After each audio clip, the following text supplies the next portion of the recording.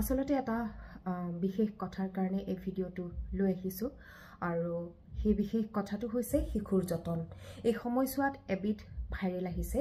Viral বিধৰ নাম হৈছে মাউথ হেণ্ড এণ্ড ফুট, আৰু য'ত মুখ হাত আৰু ভৰিত এবিধ ভাইৰেল হয়, জ্বলা ফুটা নিচিনা হয়, ঠিক আই ওলোৱা নিচিনাই হয়, কিন্তু সেইবিধ আই নহয়, মুখৰ ভিতৰতো হয়। এই সময়ছোৱাত বিশেষকৈ শিশুসকলৰ হয়, স্কুলত খুব ফাষ্ট সংক্ৰমিত হয় আৰু সেই ভাইৰেলবিধ আহিছে। বহুতে আই বুলি ভাবে, কিন্তু নহয়। গতিকে এই যেতিয়া আপুনি দেখে যে শিশুটিৰ মুখত কিবা গুটি গুটি ওলাইছে, বইল টাইপৰ কিবা ওলাইছে, তেতিয়া ততাতৈয়াকৈ আপোনালোকে চিকিৎসকৰ পৰামৰ্শ ল'ব। চিকিৎসকৰ পৰামৰ্শ যদি নলয় বা যদি ঘৰতে নিয়ম নীতি পালন কৰি থাকে, তেতিয়াহ'লে হয়তো তেওঁ অসুস্থতাত গভীৰভাৱে ভুগিব পাৰে। গতিকে শিশুটিৰ এই সময়ত বিশেষভাৱে যতন লোৱাৰ অত্যন্ত প্ৰয়োজন। আৰু ধূলি বালি যিহেতু এতিয়া খৰাং হৈ পৰিছে, গতিকে স্কুললৈ ওলোৱাৰ সময়ত বা বাহিৰলৈ ওলোৱাৰ সময়ত মাস্ক যাতে শিশুটিক পৰিধান কৰোৱায়, তাৰ বাবে বিশেষভাৱে নজৰ দিয়া উচিত। আনহাতে এই সময়ছোৱাত যেতিয়া ভাইৰেলবিধ হয়, যেতিয়া সেই ৰোগবিধ হয়, তেতিয়া যদি মুখৰ ভিতৰত হয় বা বাহিৰতো হয়, তেওঁলোকে খাব নিবিচাৰে।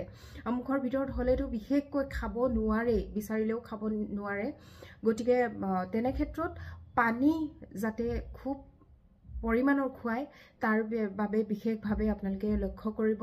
বিশেষকৈ পিতৃ মাতৃসকলে এই ক্ষেত্ৰত মনোযোগ দিয়াটো খুবেই জৰুৰী, কাৰণ মই কৈছোঁৱেই যে খুব ফাষ্ট সংক্ৰমণ হয় এই ৰোগবিধ, ক্ষিপ্ৰগতিত সংক্ৰমণ হয়। গতিকে এই ৰোগবিধ আহিছে, কিন্তু ভয় খোৱাৰ কোনো কাৰণ নাই।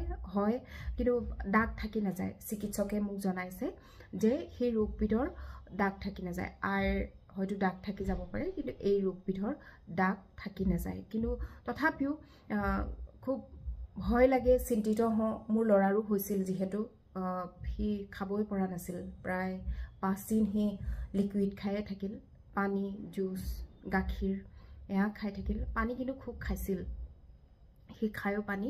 গতিকে আপোনালোকৰ শিশুহঁতকো এনেধৰণে সাৱধানে ৰাখক, মাস্ক পৰিধান কৰোৱাক। পাৰিলে যদি কোনো কাম নাথাকে, এই সময়ছোৱাত বাহিৰলৈ নোলোৱাই ভাল, কিয়নো খুব ধূলি বালি, চাৰিওফালে কনষ্ট্ৰাকশ্যন চলি আছে গুৱাহাটীৰ চাৰিও দিশত।